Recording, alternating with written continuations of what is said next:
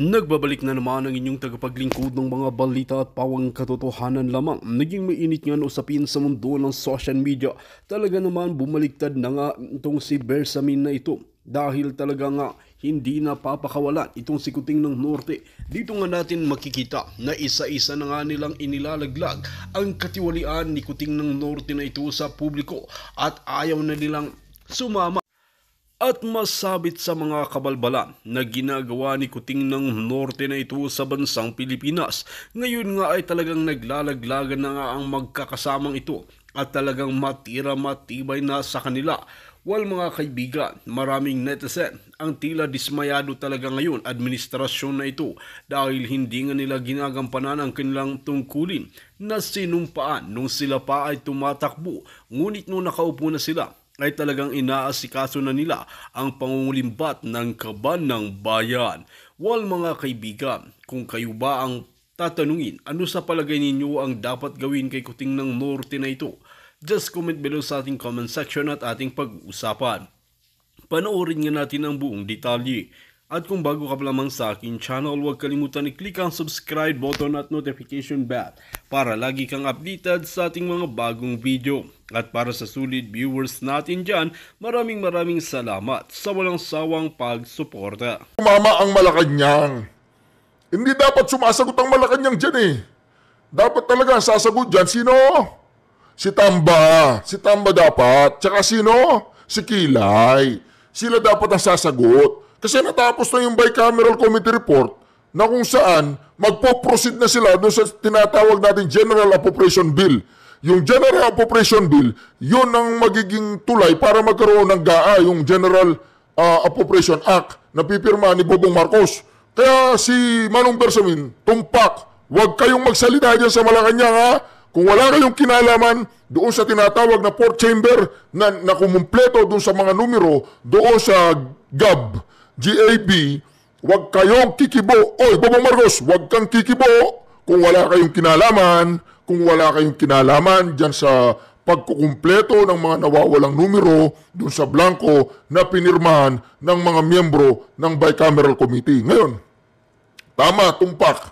Dyan palang tumama ang Malacanang. Manahimik kayo. Kasi kung kumpleto naman ang numero ng GAB, wala kayong dapat ipaliwanag. Dapat talaga, ang magpaliwanag dyan ay yung kampo ni Tamba. Oh, tuloy natin mga kareason. Maganda to. Huwag kayong aalis. Ang umalis ay isang bakulaw. Alright. Sabi ni Budget Secretary Amenah Pangandaman, walang blanco sa isinumite sa kanilang kopya ng General Appropriations Bill. So yung sinasabi po nila na blanco, sila din lang din po ang makakapagpuno nung blanco. Kung totoo ang aligasyon na may mga blankong halaga sa BICAM report na pinunan umano matapos itong maratipikahan na, mali daw ito, sabi ni Professor Dangat Maytan ng University of the Philippines College of Law na nagtuturo ng constitutional law.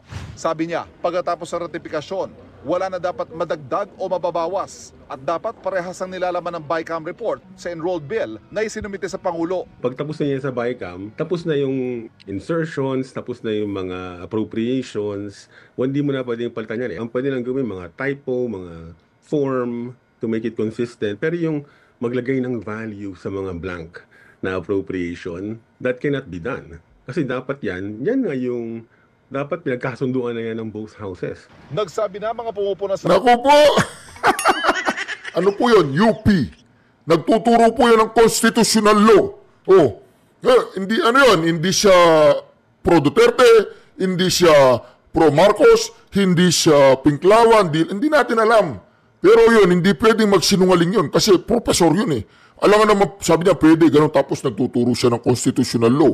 Hindi pwede yun. Kaya sabi niya, hindi na pwede maglagay ng value ng numero dyan. Pwede lang typographical error. Kaya napansin natin, si Kimbo,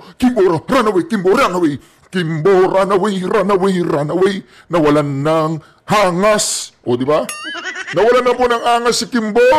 Yung angas niya nung binabanatan niyang si BP Sara Duterte, yung tapang ni Kimbo, wala. Si Tamba nga, wala ng tapang eh. Hindi nga nagsasalita si Tambaluslus eh, kasi alam nila may sablay. Ngayon, ito namang si Kilay, feeling niya, napakagaling niyang lawyer. Napakagaling niya. Hindi niya alam kung paano niya paliwanag. At ito namang ito, pakinggan natin ha. Si Grace po, wala daw problema. Paano yun? Paano mo i-explain yung ni Asper Kadapan? Paano mo i-explain yung papel na nanggaling sa Senado na tangan-tangan ng UNTV at yung papel na tangan-tangan ni Bato de la Rosa, ni si Raul Manuel, ni Congressman Ungab, ni marami pang iba. Napansin nila maraming maraming blank. So ang problema, sabi ni Manong Bersamin, wag kami, sila. Wala na, nagkaka-Indianan na po, nagkakalaglagan na. Nilalaglag na po ni Manong Bersamin ang kampo ng mga kadiliman sa Kongreso. Nagkakalaglagan na po. Tuloy po natin, napakaganda nito, tuloy natin. BICAM report, nadudulog sila sa Supreme Court, kaya nagkaroon ng agam-agam. Ulitin po natin yung para mas maliwanag at clear. Baka kasi, dyan. Ulitin natin para marinig natin mausay. Sa Pangulo. Pag tapos na yan sa BICAM, tapos na yung insertions, tapos na yung mga appropriations, hindi mo na pwedeng palitan yan. Ang pwede lang gawin, mga typo, mga form, to make it consistent. Pero yung maglagay ng value sa mga blank na appropriation, that cannot be done. Kasi dapat yan nga yung dapat pinagkasunduan na yan ng both houses. Nagsabi na mga pumupuna sa BICAM report, nadudulog sila sa Supreme Court, kaya nagkaroon ng agam-agam sakaling ipatigil nito ang pagpapatupad ng 2025 budget. Pero tiwala si Bersamin na minsan nagsilbing Chief Justice ng Korte Suprema na hindi ito mangyayari. I cannot understand if the Supreme Court will have that tendency to put a stop to it, even if any of those challengers will ask for a TRO.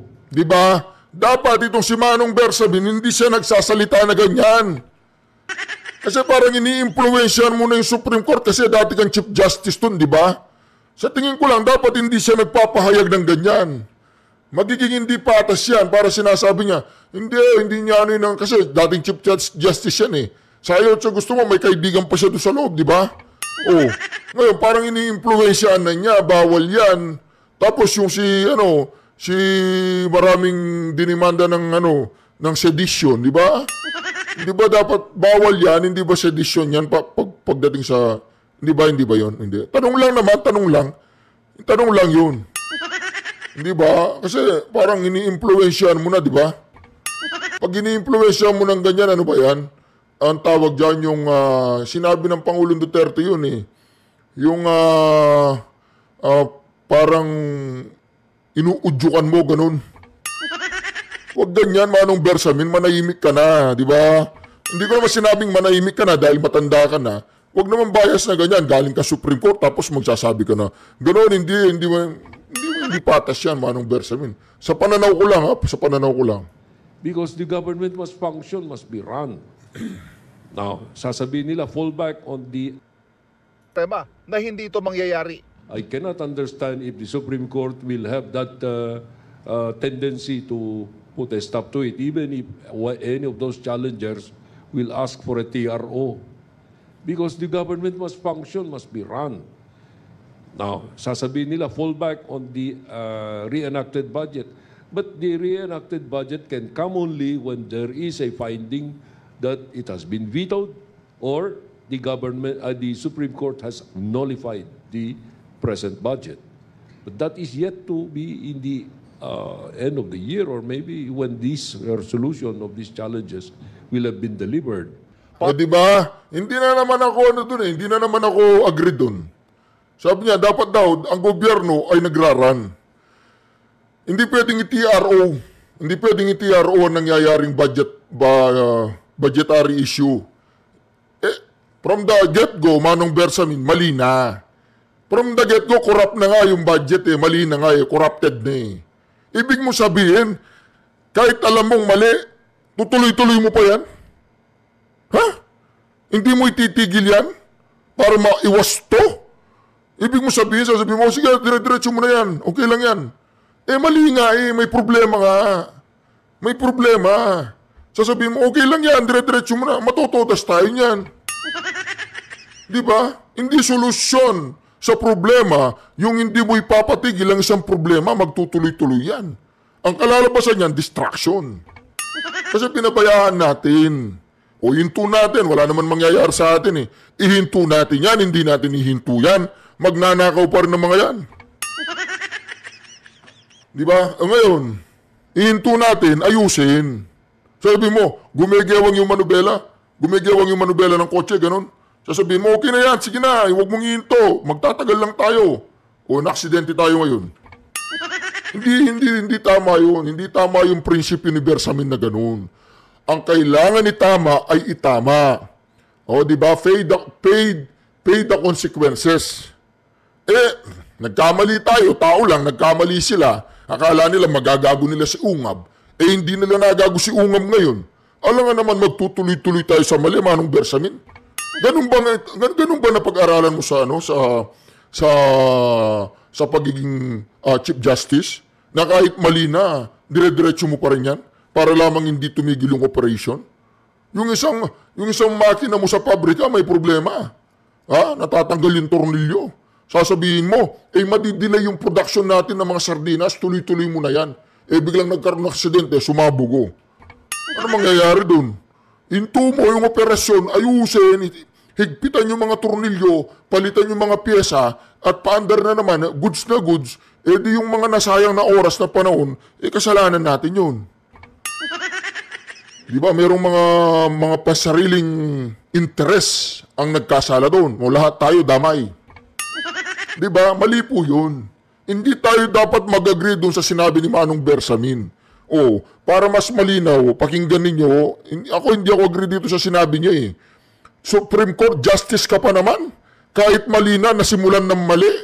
Ang nasimulan ng mali, kailanman hindi magiging tama, Manong Bersamin. Do not compromise. Depende, mayroong compromise agreement, pero dito hindi tayo dapat mag-compromise. Bakit? Kailangan nating panagutin yung mga taong tumarantado dyan sa BICAM, Manong Bersamin. Hindi ka pabor doon na malaman natin kung sinong tumarantado dyan, kung sinong gumawa ng labag sa batas. Hindi natin sila papanagutin. Papanagutin natin sila, Manong Bersamin, tumulong ka. Tumulong ka na malaman kung sino yun kasi executive secretary ka. Dapat bigyan mo ng advice si Bonget na kailangan malaman natin ang tumarantado sa pinaka-corrupt na budget sa kasaysayan ng Pilipinas.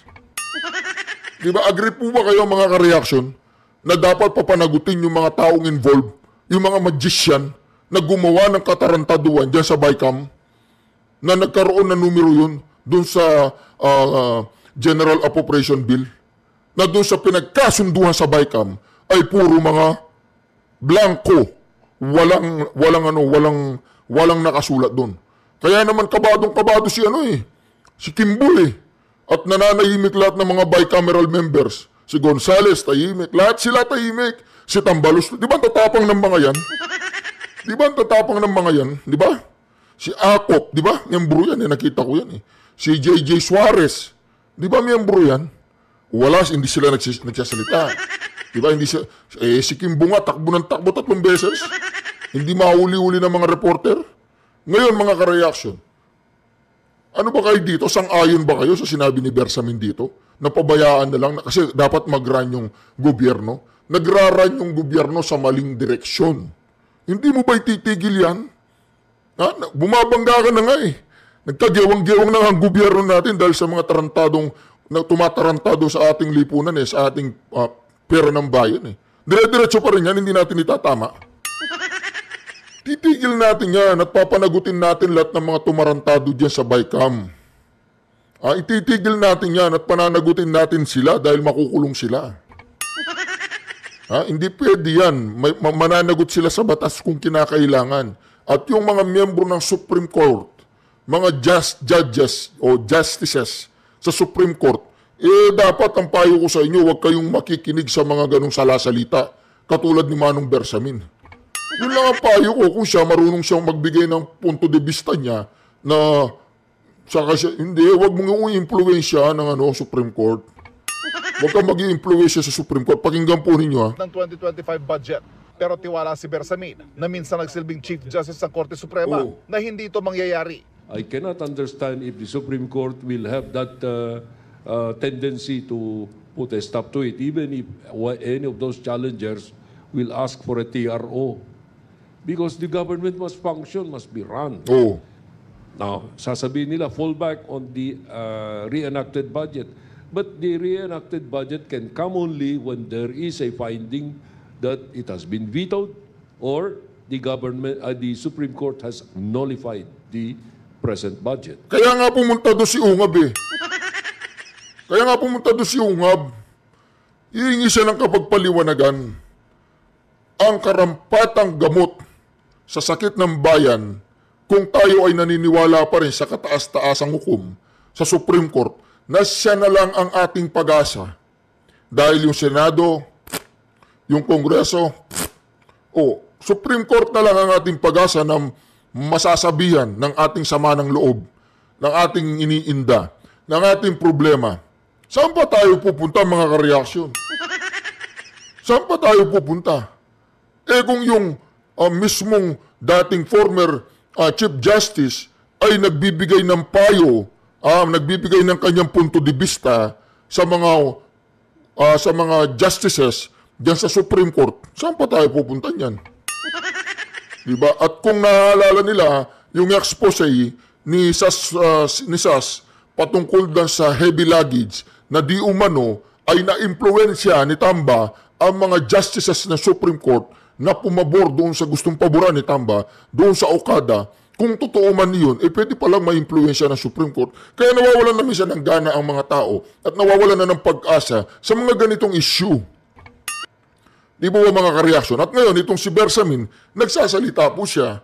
Nagsasalita siya ng para bagang nagsasabi siya ng kanyang saloobin at pananaw dito sa issue na ito na dapat isa ka, Bersamin, sa maghahanap at hanapin natin yung mga salarin, hanapin natin yung mga tiwali, at hanapin natin yung bumaboy sa bawat isang Pilipino sa ginawa nila dyan sa Baykam. Tama po ba yan mga kareaksyon? Tama yun eh. Kasi, mantagin mo yung ginagawa nilang yan. Meron ka bang pinoprotektahan, Bersamin, sa pagsasalita mong ganyan? Tanong lang. Meron ka bang pinoprotektahan, former Chief Justice? Meron ba? Meron ba kayong tinatago? Wala. Pupuntahan namin si Tamba, ganun. Silang tatanungin namin. O kung ganun, manahimik na lang kayo. Tama na yung sinabi mo na ang dapat managot yan yung Kongreso at Senado. Kami wala kaming pananagutan. Period. Wala nang dapat maririnig sa inyo. Na makaka-impluensya sa gagawin ni Congressman Ungab na may maririnig ka na. Kaya dapat manawagan tayo sa Supreme Court eh. Dapat yung Supreme Court natin ay tayuan nila kung ano yung dapat nilang tayuan. Ang ikabubuti ng bayan sa pangmatagalan. Huwag nilang pakinggan si Bersamin na nagraran. Stop natin. Stop natin. Total wala naman nangyayari. Stop or running the government in this very moment doesn't make any difference. Umulan, bumaha, walang flood control. Diba? Walang flood control. Naubos ang kaban ng bayan sa akap. Walang masasabi nating flagship na infrastructure na ginawa ni Bobong Marcos. Puro mga ribbon cutting na pasimuno ng mga nakaraang administrasyon. Hindi lang si Pangulong Duterte, yung mga naunang administrasyon pa na natapos ngayong panahon ni Bobong Marcos. Pero yung tinatawag nating flagship infrastructure project, wala. Wala po mga kareaksyon. 20 pesos na bigas, wala. Kaya hindi dapat nagsasalita ng ganito si Manong Bersamin. Huwag siyang magpapakawala ng salita na pwedeng ma-impluensyahan yung mga nasa Supreme Court. Di po ba mga kareaksyon? Ngayon, pakinggan natin si narinig po natin yung sinabi nung narinig po natin yung sinabi nung UP professor, no? Narinig po natin yung sinabi nung UP professor, ano po sabi ng UP professor? Bago po natin pakinggan muli ang sinabi ni Grace po, pakinggan lang natin yung sinabi ng UP professor. 50 seconds lang to, wala pa. Tingnan natin ha. Po ang puno nung blanco. Kung totoo ang aligasyon na may mga blankong halaga sa BICAM report na pinunan umano matapos itong maratipikahan na, mali daw ito, sabi ni Professor Dan Gatmayta ng University of the Philippines College of Law na nagtuturo ng constitutional law. Sabi niya, pagkatapos ng ratifikasyon, wala na dapat madagdag o mababawas at dapat parehas ang nilalaman ng BICAM report sa enrolled bill na isinumite sa Pangulo. Pagtapos na yan sa BICAM, tapos na yung insertions, tapos na yung mga appropriations, hindi mo na pwedeng palitan yan. Ang pwede lang gawin, mga typo, mga form to make it consistent. Pero yung maglagay ng value sa mga blank na appropriation, that cannot be done. Kasi dapat yan nga yung dapat pinagkasunduan na yan ng both houses. Nagsabi na mga pumupuna sa BICAM report na dudulog sila sa Supreme Court kaya nagkaroon ng agam-agam sakaling ipatigil nito ang pagpapatupad ng 2025 budget. O di ba? Ngayon mga karyason, pakinggan natin si Grace po. Sa kabila ng ipinakitang BICAM report ng ilang mambabatas kung saan may mga blanco sa ilang pahina. Nanindigan si Senadora Grace Poe na chairperson ng Senate Finance Committee na walang mali sa pagpapatibay ng 2025 national budget. Saksi si Joseph Moro. Bilang chairman ng Senate Finance Committee, si Senadora Grace Poe ang nanguna sa pag-aaral at pagdepensa ng panukalang 2025 national budget. Si Poe pinanindigang walang milagro at walang maling nangyari sa pagpasa ng 2025 national budget. Sa kabila ito ng pagsabi ng ilang mambabatas kabilang na sina Davao City 3rd District Representative Isidro Ungab, Kabataan Party List Representative Raul Manuel at Senadora Amy Marcos na ang niratipikahang Bicameral Conference Committee report may mga blankong probisyon. But in terms of stages, from BICAM report na blanco and then enrolled bill with figures, sinong gumawa nun? No, alam mo, pag sa enrolled bill, yun yung pinaka-importante dun sa BICAM. Wala namang blanco dun and all the totals have already been verified and in fact, nung na-enroll yon, wala namang blanco. Sa tama naman talaga yung sinabi din ni Senator Cheese kahapon. Hindi po niya sinagot. Hindi niya sinagot yung tanong ng reporter. Ang sinabi niya yung enroll bill. Hindi yung enroll bill ang tinatanong. Ang tinatanong, yung BICAM report. Yung BICAM committee report, yun ang tinatanong. Pakinggan po natin, hindi po niya sinagot yung tanong eh. Siyempre, dun sa enroll bill, wala na dun. Napuno na nga eh. Ang tanong nga, dito ang tanong eh. Yan ang tanong. Conference Committee report, may mga blankong probisyon. But in terms of stages, from BICAM report na blanco and then enrolled bill with figures, sinong gumawa nun? Ang tanong niya, doon daw sa enroll bill, dahil doon sa bicameral committee report, by blanco, ang tinatanong niya, sinong gumawa? Ang tinatanong niya, sinong gumawa? Iba yung sagot niya eh. Iba po yung sagot niya mga ka-reaction eh. Malayo yung sagot niya eh. Ang sinasagot niya yung GAB eh. Yung GAB eh. Yung GAB eh. Hindi niya sinagot eh. No, alam mo, pag sa enrolled bill, yun yung pinaka-importante dun sa BICAM. Wala namang blanco dun and all the totals have already been verified and in fact, nung na-enroll yon, wala namang blanco. Sa tama naman talaga yung sinabi din ni Senator Cheese kahapon, which should really be a reference. In fact, also the President has seen, wala naman kaming mga blanco dun sa na-enroll bill namin. Si Marikina represent. Diba? Yung enroll bill ang sinasabi niya, kaya nagsisinungaling si ano eh. Nagsisinungaling. Masasabi ko, nagsisinungaling si Grace po. Nagsisinungaling ka, madam. Sinong kapatid na sinungaling? Magnanakaw. Sino nagsabi niya? Inanay-nanayan mo, si Susan Roses. Ang kapatid daw na sinungaling, magnanakaw, sabi ni Susan Roses. Ayaw niyo maniwala? Yan sabi ng aking ina na si Susan Roses, ginamit pa niya ang pangalan ng kanyang ina-inaan, na ang sinungaling ay kapatid ng magnanakaw. Ang tanong, Grace Puet, sinungaling ka o hindi? Sinong nag-magic? Naglagay ng number doon sa enroll bill? Wala, hindi mo alam? Siyempre yung enroll bill, meron na number yon. Ang tinatanong, yung bicameral committee report na walang number. Pagdating ng enroll bill, nagkaroon na number. Yun ang tinatanong ng reporter. Sino ang naglagay? Hindi niya sinagot. Ang sinasagot niya, ang importante yung enroll bill. Importante talaga ang enroll bill. Paano nagkaroon ng enroll bill kung palsipikado yung committee report na sinasabi ni yung